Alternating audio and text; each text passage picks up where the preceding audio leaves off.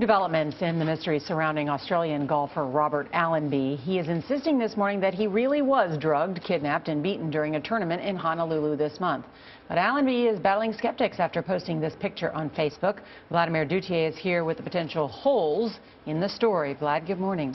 Good morning. Robert Allenby has won 4 PGA tournaments during his 20-plus years as a professional golfer. But it's fair to say none of those victories ever garnered the kind of attention and intense scrutiny he now finds himself under. I was a victim, and all of a sudden you're putting all the blame on me. Robert Allenby says the attack was so violent he was left with a concussion and headaches that continued for more than a week. The number one thing that you should all remember is that my story stays exactly the same as the way I told it. On January 16th, Allenby was at this Honolulu wine bar when he was stopped by 3 strangers on his way out.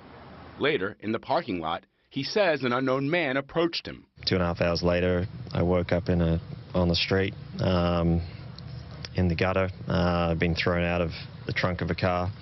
I've been robbed. And the only reason why I know that part is because a homeless lady told me, and she said she saw it.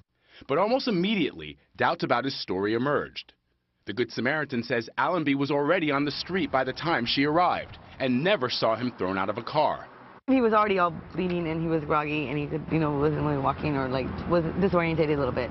Rex Hoggard, senior writer for GolfChannel.com, spoke to 2 other homeless men who found Allenby around 1:15 a.m., passed out on the curb.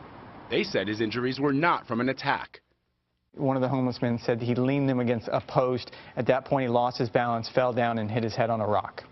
And around midnight, Allenby was reportedly seen drinking at a strip club about a mile away with a group of men. One of the people I spoke to at the club, he identified himself as the manager, and he said that Robert ran up a $3,400 tab. Allenby says police, not reporters, should do the investigating. He insists he was drugged. From about 11:06 to about 1:27 a.m., I have no memory. I can't tell you how frustrating that is because we all want to know the truth. Now, according to Hoggard, Allenby's wallet was stolen and more than $20,000 in fraudulent charges were put on his credit card. Honolulu police reportedly are investigating the case as a robbery, but not as an assault or a kidnapping. Charlie?